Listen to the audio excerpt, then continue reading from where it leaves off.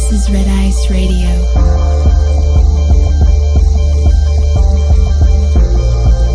From the apparent to the esoteric.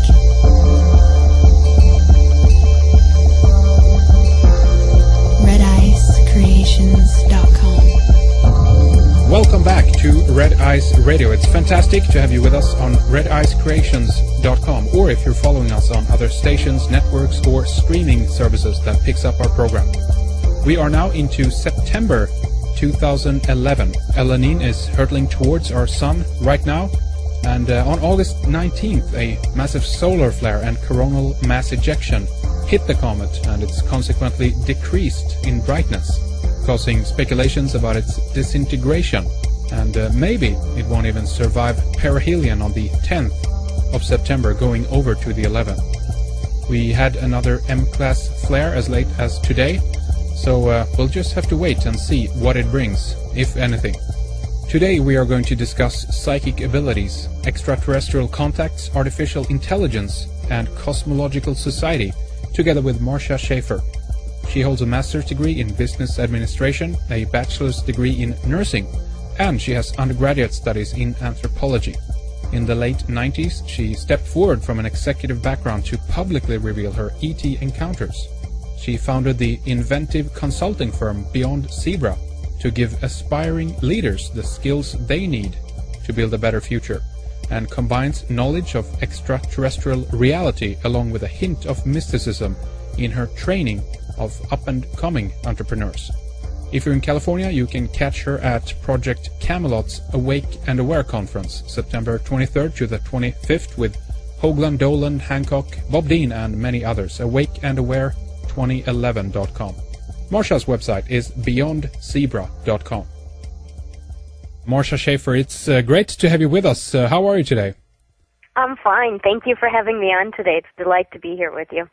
Excellent. It's going to be interesting talking more with you, Marcia, about your work, about some of the things that you've been involved in throughout the years. We've had a few, if I can put you in that bracket then, Marcia, psychics, if you will, with us before in the program. And I always like to ask in the beginning, at the outset, the why and how of psychic abilities. Some people seem to have different types of abilities. Some people seems to be that it runs in the family. In other cases, it's just something that they kind of discovered later on in life and so forth. How is it with your psychic ability, Marcia? How did that begin for you?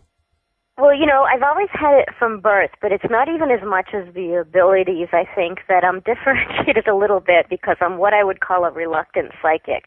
I believe firmly in no matter what we know about that other side of life, the unseen realities, that no matter what the information is, we're in the here and now, and we have to be very grounded, and we need to embed that information into practical reality. So I also have a strong background academically, you know, in science, in business, and in those different disciplines. And so for me, I integrate it.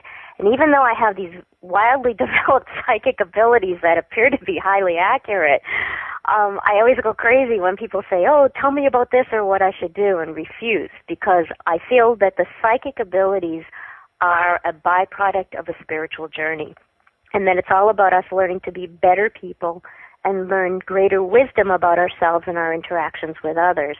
And part of that secret is learning to be an empowered being. So when we talk about psychic abilities, you know, as somebody who's been a bit of an academic and a professional, I kind of have that contemporary world think of, oh, don't label me that way. But at the same time, I know I have to own it. It's what I am and what I've done and what I use. The abilities I've actually had since birth, but I had no idea. And when I was younger, other people who were psychic would cross my path, and they would say, you know, your life is going to be like mine, and you're even going to be doing more. And I'd look at them and thinking, you know, if you were really psychic, you'd know. I'm thinking you're crazy right now. But I grew up at a time during the I was born in the 1950s, grew up in the 60s and 70s, and these things weren't as prominently out there as they are today in our generation. And so there was no way to decipher or know these things that were happening to me. You know, they were just dismissed as, you know, when I saw what would be called ghosts or spirits, they were dismissed by the family or my extraterrestrial contacts that I had they were dismissed by the family, and I was a bit afraid as a child, and I had to learn how to deal with this, how to gain control over it. And it wasn't really until my 30s when I learned the discipline of where I was the master of my abilities versus they were just running wild and chaotic, and I didn't know what to do with them and didn't pay any attention to them. So the interesting part of my pathway was that it was really through my extraterrestrial contact that I learned how to become a disciplined master of all these other things that are out there and use them with control so that they could be effective tools, not only for myself, but most importantly for helping others open their eyes. So I would see things, I would look at somebody and I would see things and know things about them. And I learned to keep my mouth shut because it wasn't always appropriate to share it with them. But it gave me an upside advantage by knowing things about people. And I became very successful when I was older in business by having all this, let's just say, insider knowledge about people. The other thing that I have that's well developed is that I can look at an image of somebody, whether they're in front of me or most preferably their photo, and I can see the lifetimes that they've had. And then from that, I can see what their soul lessons are for this lifetime. And for me, that's been the richest part of the abilities that I have and what I like to concentrate on now, because I'm all about, as I said, empowering other people. So I like them to understand, not that they've had these other lifetimes, so what? You may have been John, Jay, or Mary in the past, but you're Ted now, and what are you doing with your life? But by giving them an understanding of some of the key things that they're here to work on and that have relevance within their life, then they're able to change their perspective, their outlook, their focus on not only what they're doing with their life, but also how they're doing it. And it gives them a very enhanced richness of looking forward. So I get people in touch with their soul purpose and put them in a direction that many times they've kind of known or felt deep down inside, but haven't been able to fully articulate in a way that they can do something with. So I blend my business expertise and my other knowledges along with this soul knowing and put them in a pathway that, if they want to go in that direction, gives them an opportunity to have a much richer life that makes a difference not just for themselves, but it's all about being in service right now to humanity and helping to change the state of the world and turning things around. So by one person at a time, I'm trying to build this network of people that have an additional empowerment by getting in tune with their own abilities, greater knowledge about themselves, understanding of their relationship to the world at large, and understanding how they can change things individually and collectively so that we can all move forward with a new direction. Would you say That's that? what I'm doing. Absolutely. Would you say that people in general, though, are not on the right track of what they are supposed to be doing or what they're how they're basically living their lives? There's different groups of people. There is a large group of people that are going, wait a minute, something's going on. I don't understand my relationship to the world. I see things differently with a greater richness than I used to. And there's two groups within that. There's those who are very self-aware and enlightened and are aware of many of the things that go beyond ordinary reality. But there's another group that's just sort of waking up and saying, world used to be like this. World is no longer like this. I don't understand why these things are happening to me or why I'm seeing them. And they need added tools and understanding. And these are many of the people who still are in contemporary jobs, working in corporations, professionals who are suddenly feeling like, this isn't what I'm supposed to do with my life. This isn't what I was born for, and I just know it. So they need two things. They need, one, the encouragement to move in a direction they may feel they're moving in, or they may need help of refining of what exactly it is that could be they are here to do, but how to do it in a practical, refined way that they can also earn an income at so they can support themselves while staying focused on their sole purpose. So the people that are out there, some of them are attuned to what they're supposed to be doing. Some need the confidence. Others don't have a laser focus of how to make it practical within everyday reality. And others are just totally blind to it. There are people who are incarnated right now who are going to stay the status quo. It's not their job to wake up right now. They're going to be doing other things, and so this isn't for them. But there are two subgroups of what I call the spiritual demographics that are getting in tune with it, and they sometimes have a very good idea, or they just know that what they're doing isn't right, and they need to change the direction of the future, but want to have added clarity. So it's kind of a mix match for everybody that's out there. But I'll tell you, Henrik, something really big is going on worldwide, because I've worked with people over just the past couple years in over 43 countries. And everywhere that I'm looking, there's a tremendous group of people that are saying, wait a minute, I'm having all these extra senses come in and help me understand the world at large. I'm having paranormal experiences. I'm seeing things with new eyes that, they don't fit together. The world shouldn't be in the state that it is. Right. And the biggest message is they have like this huge drumbeat going on within their heart saying, not only do I want to make a difference, I know I can make a difference. Let's do it. What is that? Why now? I mean, I hear this from so many other people as well that voice the same, both concerns, but also the same urge to change things and move things into a new direction. Maybe both personally, but also on a greater scale. I guess that there's a disconcern in terms of how the planet is being run and where humanity is being led into, right? Absolutely, absolutely. In fact, on a personal level, I'm moving over the next 6 months from working with one-on-one people into bringing them into bigger groups so that they can be a more effective collective. But in regards to, the reason behind it, one of the things that I think is so important to realize before I start talking about this is that whenever anyone such as myself or anybody who's out there speaking and offering their thoughts comes forward with the answer to this, there's no answers, there's only theories, there's only feelings and thoughts and our own knowledge pathways. Everybody's got to figure it out for themselves. For myself, from what I've been taught by those who work with me, as well as my own deductive reasoning, there seems to be a couple of things going on simultaneously, and some of this is going to match what others are saying. From what I've been taught is that this is a time period, and time, for people I know like yourself, myself, we kind of use a smile on our face knowing that time really is relative and not what we think of it. Yeah. But for a time period now, we're slated for several things to happen that will result in the potential for an evolutionary bump for mankind. And from what I've been taught, before it even became popularized, in the New Age literature, the New Age fields, because I've been working with extraterrestrials and other beings for over 50 years, they prepared me from when I was 14 years old that this was going to be a time of great change, so they never gave me the date for it.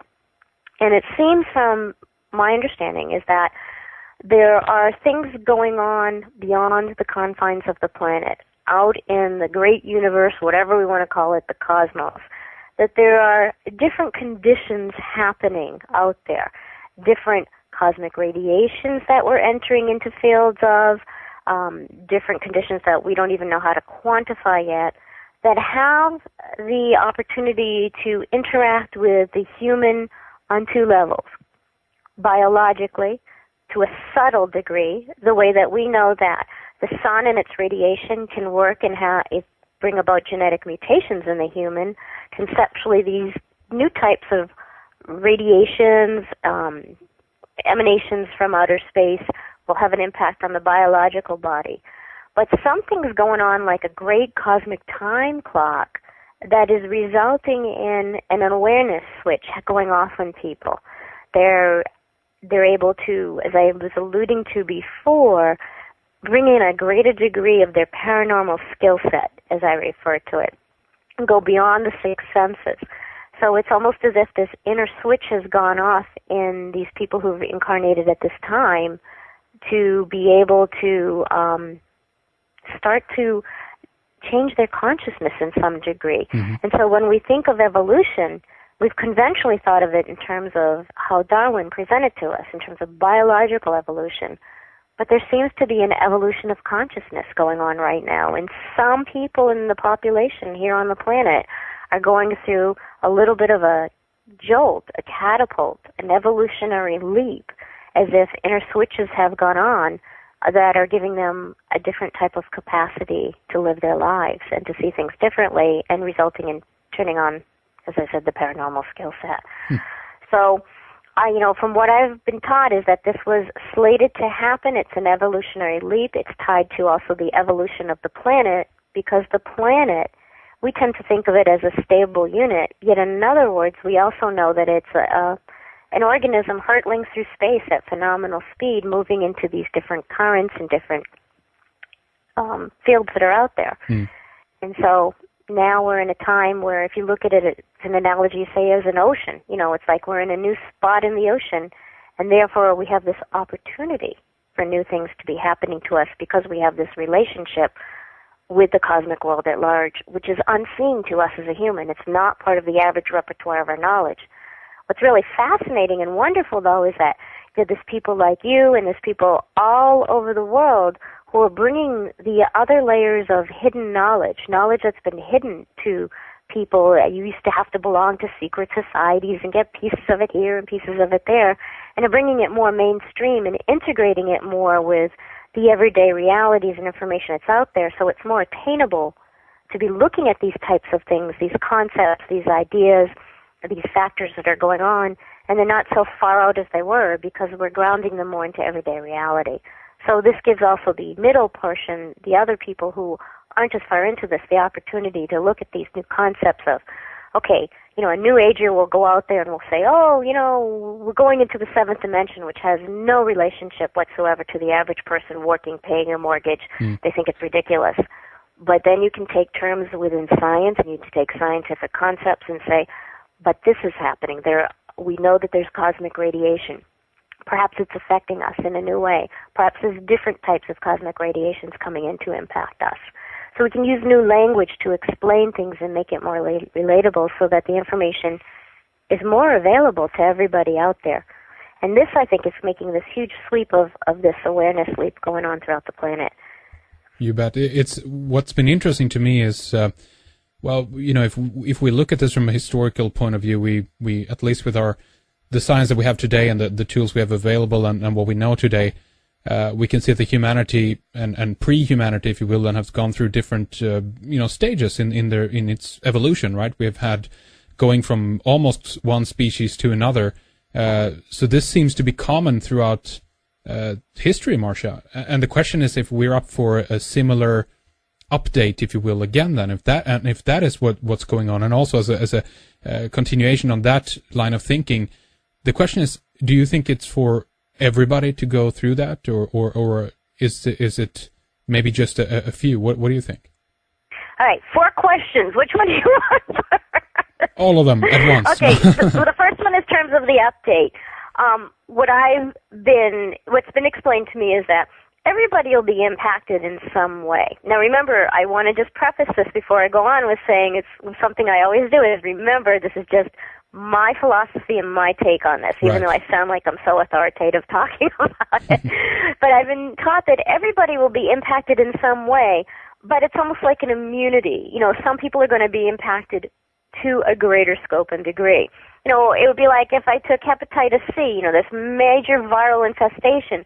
Some people won't be impacted by it at all. Some people are going to fall amazingly victim to it. And, others may have a light case of it and actually recover from it. So, the way I explain it, as I alluded to before, is I break it into 3 demographic subgroups spiritually. Those who won't be impacted at all, they're just going to be totally immune. These are the people that I refer to have fundamentalist type of leanings in their belief systems. And so they will reject anything that comes their way. And as a result, their bodies, their biologies, they're not going to be impacted by let's just say the awareness switch. Let me make up a term for what we're talking about. Right. So, they'll be closed down. The middle group are the ones who are beginning to leap out of everyday reality, the current economic system, saying this isn't right, we can't go on living this way, what's happening on this planet. They're going to be impacted to a modest degree. And the people who are here, who I believe have incarnated specifically to be here at this time and to be here more of a helping role, are going to have a much greater impact. It's like the switch will go on more fully. So it's almost like there's 3 stages to the switch in the human being as to how far it will open up. Yeah. Now, you talked about evolution before. One of the things that people have to realize is that there's so many theories going on, accepted science and non-conventional science about our evolution, that no matter what we piece together and think, we have to recognize something that I think people aren't really willing to do. We will never, ever know the ultimate truth of what took place on this planet. That information is gone, it's hidden. We may have certain pieces that we can put together to try to figure it out. We may have elements through science. We may have hidden history that we can bring in. We may have stories from those who have extraterrestrial contact bringing in their piece. But we don't know what was the actual truth, what were the timelines. Are there species that were extinct that we never knew about? It's long gone. So we just have to use our judgment as we piece all this together. I mean, it's pretty well known by those who walk the path of looking at not only accepted education, but those, scholars that aren't within traditional academia, that, our evolutionary pathway that we tend to traditionally look at as a bone fragment from a thumb, and we'll all of a sudden conceptualize this entire species of Australopithecines that were here at a certain time. Yeah. There's more to it than that. There's great gaps in the fossil record, which we rely on so heavily. And the interesting thing, now we'll start getting some really interesting and fun things is, with everybody's just in an uproar who's looking at the planet right now with some of the tumultuous things going on with earthquakes, etc. One of the things that I was prepared for in my lifetime is that, everybody's looking at people who are in an Armageddon type of mode, looking at the world going down, pieces of land going down under the water, and, earthquakes, etc. But they don't think on the other side is that, there's the potential for the land that has been beneath the ocean and hidden rising up. What people like to refer to as old Atlantean lands rising up with some of the things that are going on the planet right now. If that happens, think about the richness of the monuments that would be there, the remnants of ancient civilizations that would be there. Whether we want to call them Atlantean or Joe Schmo, it doesn't matter. It will bring an added piece of understanding of our lost history on this planet, too. So, we've kind of gone off the pathway in a roundabout way, but you asked me about evolution and what's going on now. Mankind is always evolving. He's evolving biologically. He's evolving socially. He's evolving in his consciousness. And we tend to forget and think of ourselves as we are now as static and the ultimate being. So evolution is going on in different ways than we tend to think about it conventionally on multiple levels. And, this is really a fascinating time to be alive because man is changing so rapidly. And the one thing we've left out of the equation that's such a big part of it is also the evolution of technology, which is fashioning us into a new animal too. Well, that's absolutely right. I mean, it's incredible how that has been, in certain areas, in a way, spearheaded humanity into a whole new line of thinking. And the question is how far we actually will be able to go with that. But I want to ask you a little bit more about that aspect. Yeah, I want to get into that because I have a lot of information about that. Oh, absolutely. Is this then, Marcia, is this some of the information that you bring out here? Is this from your ability to basically read, if you will, then future, or is this information that was given to you by the encounters that you experienced? It was given, it's 2 parts. I'm given the information, but I never accept the information that's given to me, and we'll go into that a little bit more later as to why. I'm always evolving, with it.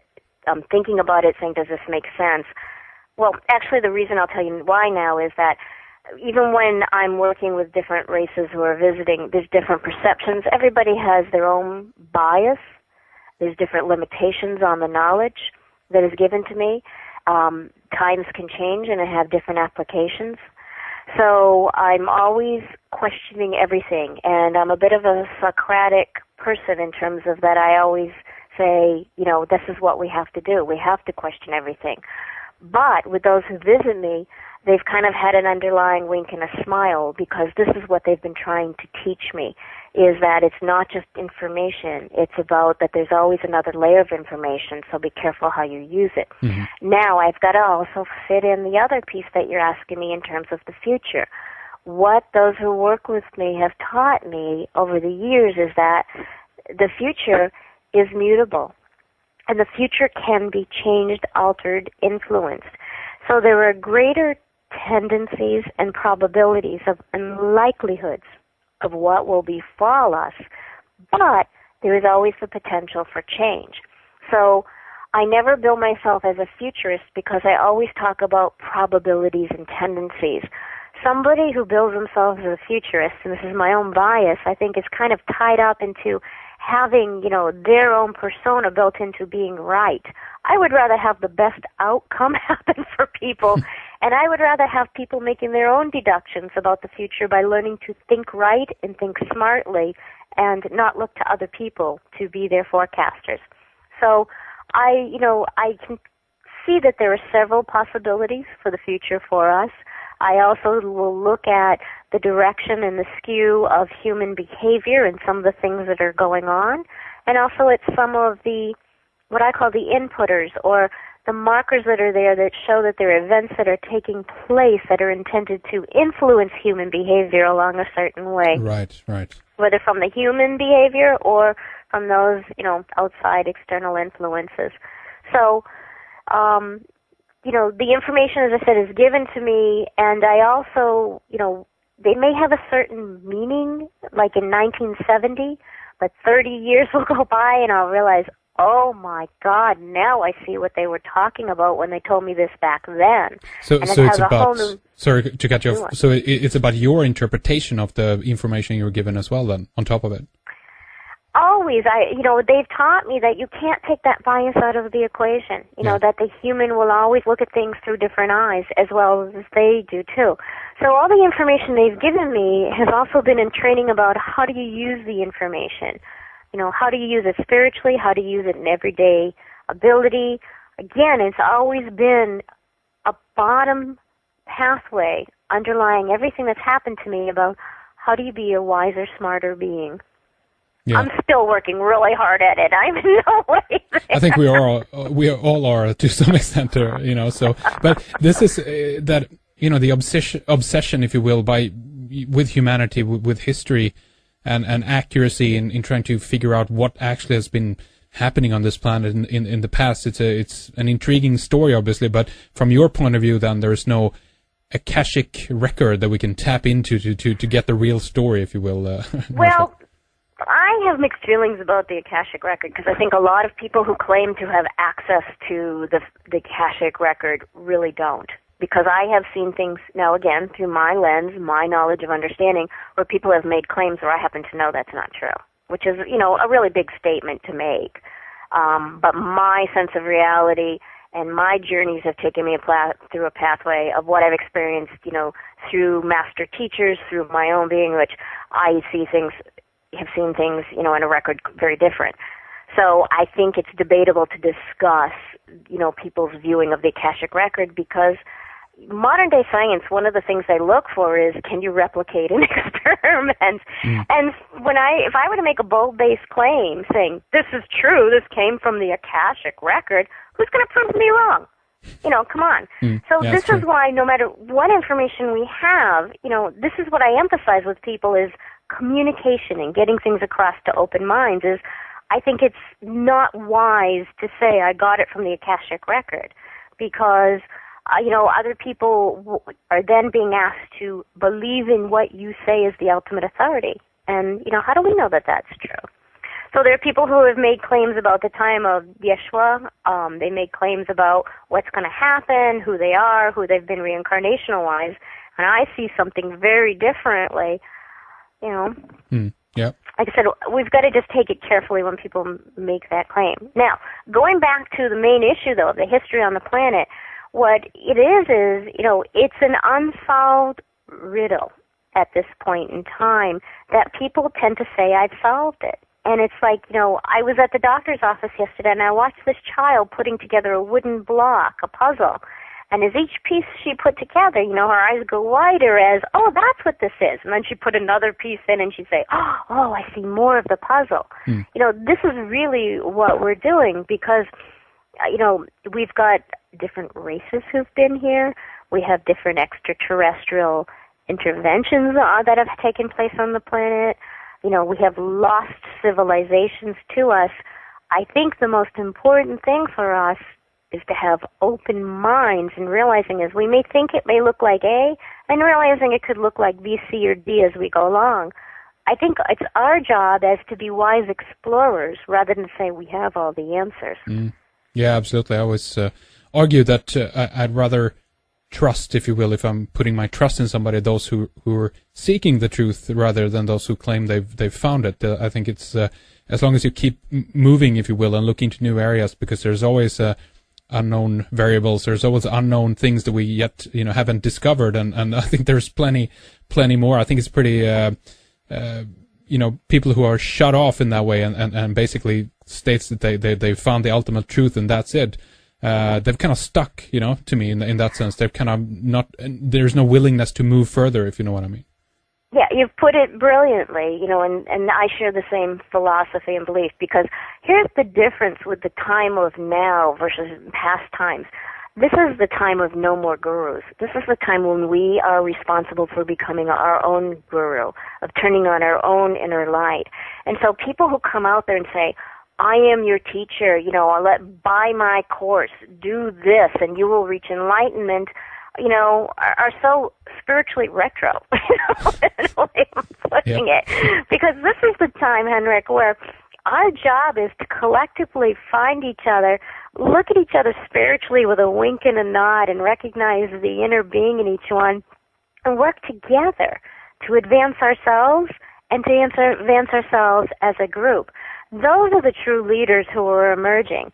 We've had these typical people who've been out there, who've been, they're on the stage, they're motivational, they say they have the answers, follow me, look at me. There's so much work to be done on this planet. We don't have time for the ego-based, buy my book, read my story, come to my seminars. We can still do that, but it's a new type of thing. And the world isn't really catching up with it, even in terms of our own community. And when I say our own community, let's just define it by, if you're listening to this program, you're a part of it, probably. All right. And so even the things that are out there now, there needs to be new types of models delivered to bring together people in a new way, rather than, watching 5 people say, for an afternoon, this is the truth, this is what I've learned, ooh, aren't I wonderful? And so I'm working on those things behind the scenes with people, because, there's a lot of talent out there, and the new voices, it's the time for the new generation, instead of the same old people who've been saying the same old things and are what I call on the circuit. They're wonderful, they've served their time, but there's so much more to be done, and we have to move so fast right now that we need all of each other. And, we need to be moving into this new paradigm of this is the time of the collective awakening. And there's many layers to interpreting those words of what I've said. I always talk in very subtle puns. If you pay attention, you go back and think about it, you go, oh, I realize she meant this. And so when I talk about the collective awakening, this is what it is. It's about our collective doing a collective awakening for ourselves, realizing that we don't push this on other people. We open a door and say, here's information, find what's right for you, find the pathway for you, and it's our responsibility to be intriguing and interesting enough and rational enough and be able to speak well enough to open that door of interest to other people so that they have the same opportunities of making their own minds up too. This is a time of disengagement from the way that the world has been, with the old masters controlling the way behavior has gone. Mm-hmm. Humans are very easy to predict, especially on a mass mentality. So therefore, it's very easy to put directional motivators in to steer their attention, build their emotions in a certain direction. Humans are a very easy species to work. And those who have had the secrets of how to do that have usually used those secrets for self-benefit to become quite wealthy in a certain area and go back and enjoy their spoils. No. We're rebuilding the world right now. We're doing it one person at a time and as a collective. And so, there's different priorities by those who are waking up. We care about the world. We care about the state of humanity. And we're willing to live at a different material level to make it happen. And the other thing that's wonderful is that the education level now within this collective who's waking up and are willing to act is quite high. These are no longer, we're no longer the old hippies sitting by the wayside or New Agers clicking a crystal chanting at the moon. These are highly educated professionals that are in this collective, which gives a tremendous amount of power and capability to make change. This is, obviously, we're going to talk a little bit more about the technology aspect here as well. I want to ask you about that and where you see humanity at large, or those who manage to utilize the technology in a positive sense and take this a step further, because I guess we can see obviously already this in terms of the internet, what have you, and this is just the first kind of level to it, obviously. I mean, this is like the first steps of a telephone, basically communication. What is next in this process, we can anticipate, but we, as you pointed out before, we don't know how this is going to unfold exactly. But just before we talk about the technology aspects, I want to ask you a little bit about, because you mentioned the control, if you will, factor as well, and I always like to tie this into the picture as well. We have a ruthless elite, pretty much, no matter how you look at it, that have been propagandizing humanity for, thousands of years in some cases. Absolutely. And the question is obviously, how easy will it be to escape the clutches of this elite brotherhood, if you will, at the top? Is this basically about an attitude of shifting our focus away from this and just starting to follow our own, intentions and will, pretty much, or is it more to the problem than that? What do you think about that? Every time of great change on this planet, every revolution that has ever been started with at least one person going, I'm not going to put up with this anymore, and then starting to engage others. Whether it has been in the times of Rome, whether it has been times of the American Revolution, the French Revolution, every time there's been change for the better, for the worse, it starts from within. And people have to learn that they have the responsibility within their own hands. It is never the other person's job. It is each and every one of ourselves to have this job, to say, I'm not going to do this anymore. The reason the human has been so easy to manipulate is because they've allowed it. And this goes back also to what I affectionately call the laziness gene. As a species, it's been well known that if you, fill that Maslow hierarchy, and throw a little entertainment in, and by the Maslow hierarchy, I'm referring to the basic needs of food, shelter, and sex. Humans are very, very happy. And then you give them a couple of TV shows, or a game of entertainment from sport, and forget it, Yeah. They don't want to do anything anymore. But that's not, that's no longer can be, because the impetus that has now been thrown into the equation is twofold. One, the world is in peril, but this goes back to what you want to talk about, is we all now can see the world is in peril because we have the technology that has given us global perspective. And so we've moved from our own tiny community, our own backyard, and our own tiny regional community, and even national community, to almost every person who has electricity now can see things on a global unit. 20 years ago, I wouldn't be working in 43 countries. I'd be domestic.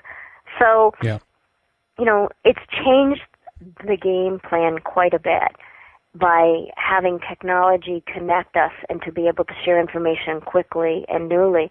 And so what's happened is even those of, you referred to as those powerful elite who have, been ruthless with humanity, they've now had to deal with, even on a social level, the technological innovations that have made them very, very nervous.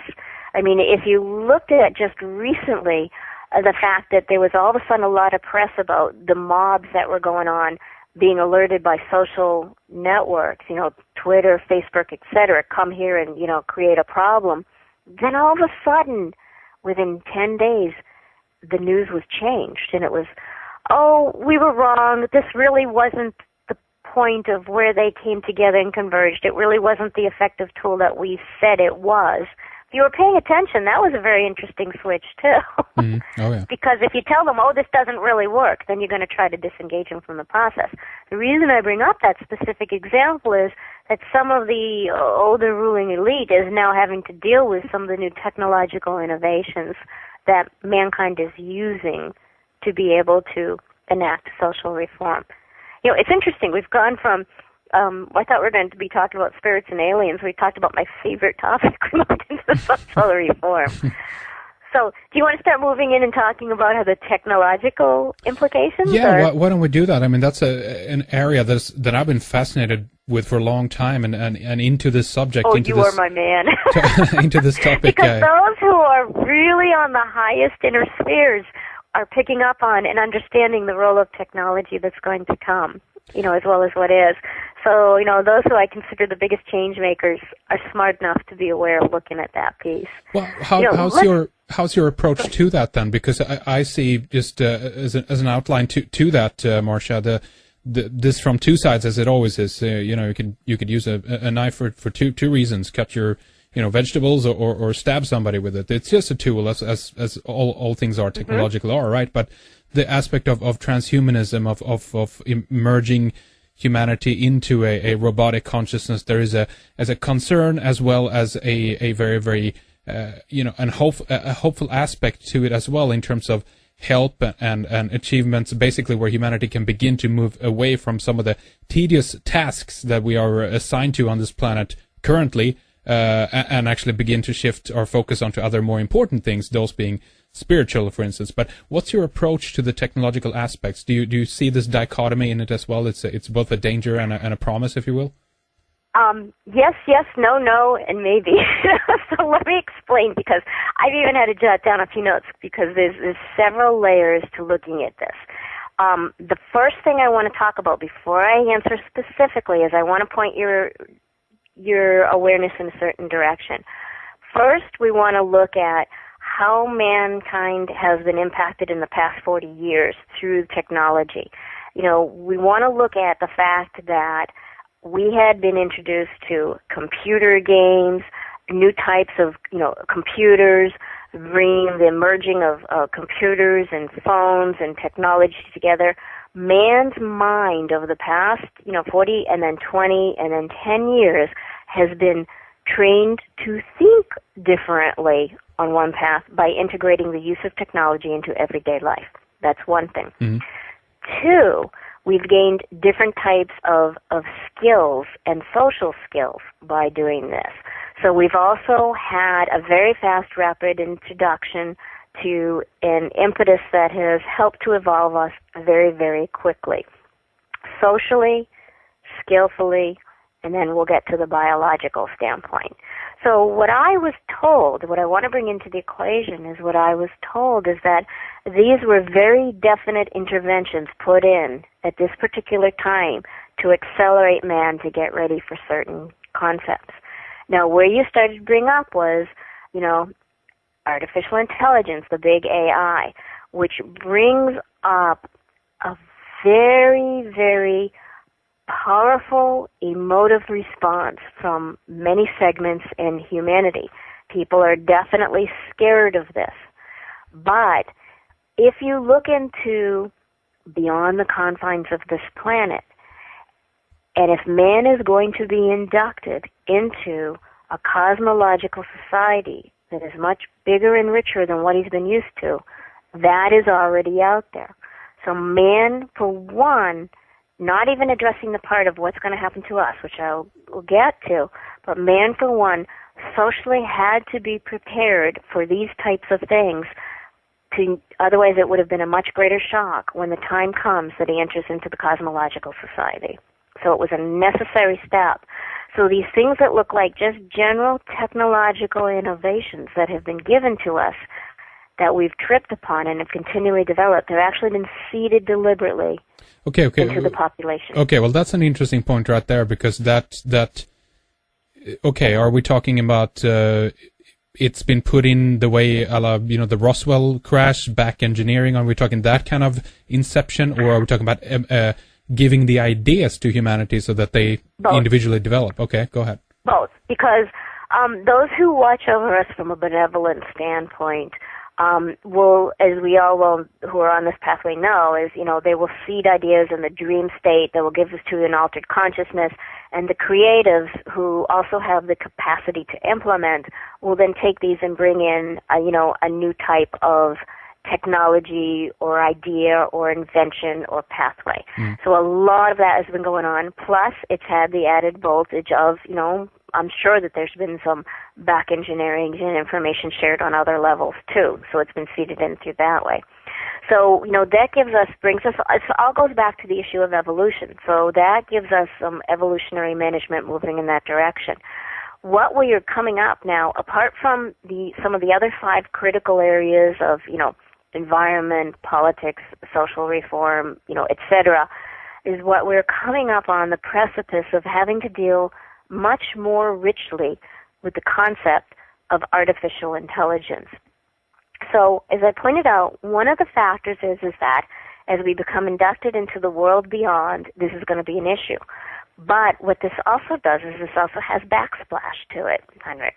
It also has a backsplash in that it brings another layer of forcing man to look at consciousness and his own consciousness and defining it and understanding what it is. Mm-hmm. Because you can't bring in artificial intelligence without another look at the richness of human intelligence. That's right. So this is going to bring us to an evolutionary platform on a social and intelligence level of a re-examination that will bring it back down into those stratifying elements that I identified earlier on, the population groups that aren't as into these types of thought processes. It'll bring it back into what I can call the common element in a way that they will begin to be introduced to it in a way that they hadn't before. There will be warnings for trying to get them to think in a different way, but, it will slowly be introduced. There is already tremendous advancement that has been done in terms of artificial intelligence. If people will look just and read and explore, information takes several levels of being introduced. It will be out there. It will enter into the scientific circles, and then it will start filtering down. There will start being influences from the media introducing it to everyday life and the practical applications of it. We're right now still having it come down from the scientific circles, beginning to sift into the applications of everyday life with certain media articles that will come up and show a snippet of a scientific advancement or an advanced robot that will get people to, think in a certain way. Yeah. So all this is coming. Now let's go and leapfrog to the esoteric element of it. When we look at time, time is the great unknown and is the ultimate key to our beginning to re-understand who we are on this planet, who we've been, and what our potential can be.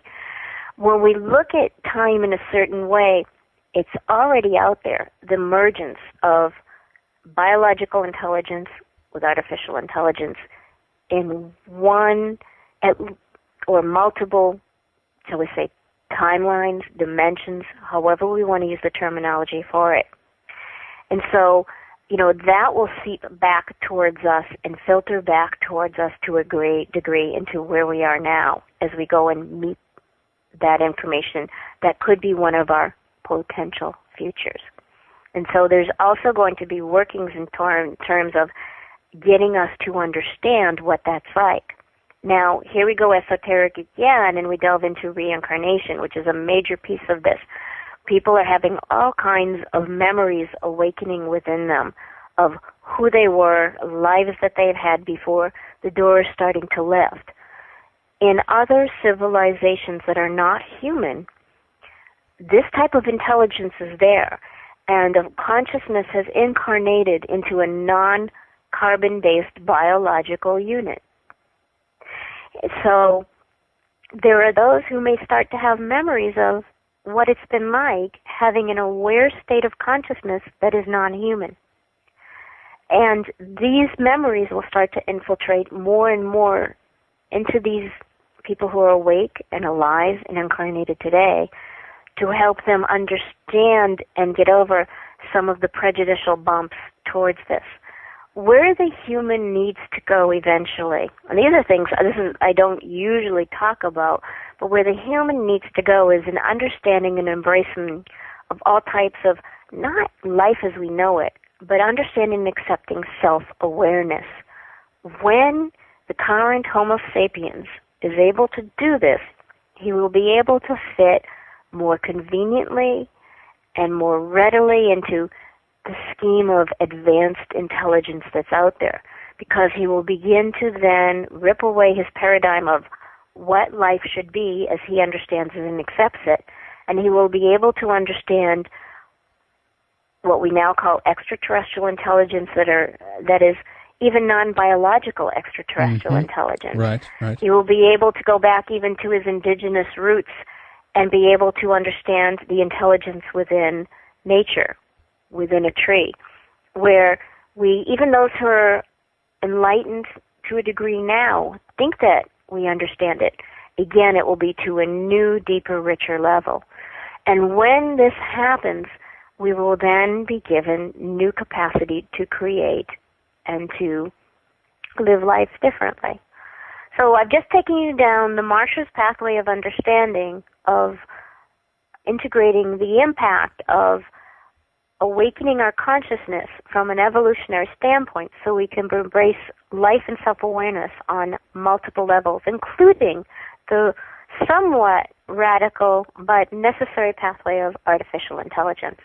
Artificial intelligence will first be fed in to humanity in the way that we always want, as I talked about, keep us fed, keep us sheltered, give the human sex, give them a TV show, by bringing in ways to make life easier. I mean, come on, the average person is going to accept something that's going to help them clean the house and take care of the kids. They're not going to care about anything else. So implementations along those pathways are going to help introduce it more rapidly into common life. Well, that's very, very interesting. I definitely want to continue on that track, if you will, Marcia, in the next segment as we begin to wrap things up with the first one. But in the next hour, then I will get into this idea about if there is a distinction, if you will, then between intelligence and artificial intelligence. I've always argued that obviously the AI is going to be nonetheless written by a human being, right? So that means that what traits are we going to put into the AI, and that's going to be a product of us, if you will, then. And some of these current experimentations that are ongoing with the blue brain, basically simulating the neurological network of the human brain, is something that is going to be further, incorporated into the machine or the AI. So the question arises even there: how can you get something better out of something, maybe potentially something that is less? But we'll save that for the second hour. It's very interesting to hear about that. But why don't we talk a little bit about your website, beyondzebra.com, and some of the things that you offer for people there, some of the services. Obviously, you encourage people to get a hold of you in contact in terms of, you can book sessions and so forth there as well. And then I want you to mention the conference that you're doing here a little bit later in September as well. So go ahead, Marcia. Okay, where people can find me is at beyondzebra.com. What beyondzebra.com is now is it's an area where you can find greater self-awareness in terms of 4 directions of exploration. I concentrate on helping people understand the ins and outs of extraterrestrial reality, along with the implications of what it means to us as a society, which is I am much more interested in that in terms of getting us to think differently.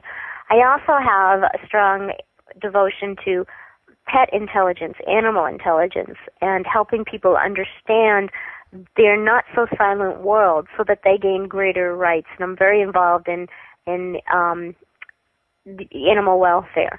The other 2 areas are people understanding the role of afterlife and their soul. And as I explained at the beginning, understanding a little bit more about themselves so they can understand where they can fit into the greater reality and what they want to do. But to me, then the 4th part comes in terms of how we all going to make this a better place. And that's why I always bring in business and the future of business, because we have to think about how we live our lives and what you want to do about it, so the way that it is something that you can earn a living but it's up to each and every one of us to make a difference right now.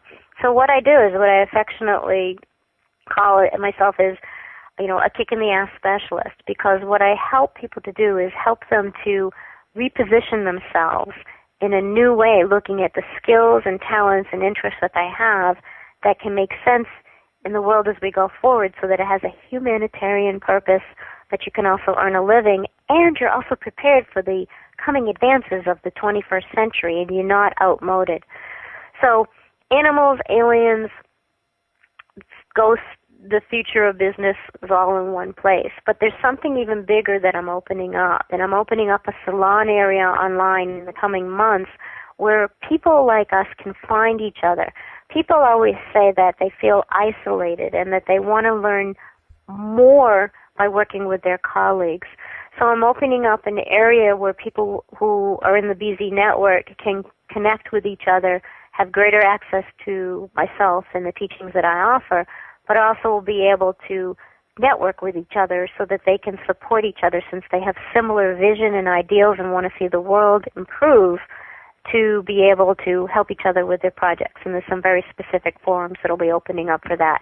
And it's going to be a private membership situation so that we can keep things under control. So BeyondZebra.com is a place where if you want to book a session and learn more about yourself, you can do that. But I'm always asking you to then turn around and take your efforts out into the world and do more. All right, excellent. And then, Marcia, the conference as well. Let's talk a little bit about that. Yeah, I do want to mention that it's very rare to get me out into public and to speak at an event. And on September 23rd through the 25th in the greater Los Angeles area in Irvine, California, Project Camelot is bringing together a group of people under a banner called Awaken Aware, and looking at how the new consciousness can change the future for the world. So I was very intrigued by their concept to do that. And so you can find more about the conference and purchase the tickets at projectcamelot.org, and I encourage people to go there, because we need to support these events so that people can continue to bring more pathways to us where they can do more of these types of things and bringing information more into the open. And so, I've got to say high five to that group, even though I always affectionately go, I'm not really into conspiracies, I'm more into, living our life in an empowered manner. They've really done a lot in terms of bringing information to the collective, to people, so that people can then start to navigate through a lot of stuff they wouldn't have had access to and make up their own minds. So I really am taken with the way that, Project Camelot has decided to put a foothold in the world and put this out there. And things that used to be available to a small scope of people are now available to a large scope of people who can sift through and navigate things. All right, excellent. We'll